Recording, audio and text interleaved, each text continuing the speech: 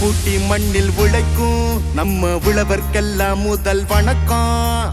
மாட்டுக்கும் மண்ணுக்கும் கதிரவனுக்கும் நன்றி சொல்லும் எங்க கொண்டாட்டம் தான். பொங்கல் பொங்கல் இப்போது இங்கே ஆட்டம் தான் போடும் காலேஜ் பசங்க. பொங்கல் பொங்கல் போகிக்கு பொங்கல் கொண்டாட்டமா நாங்க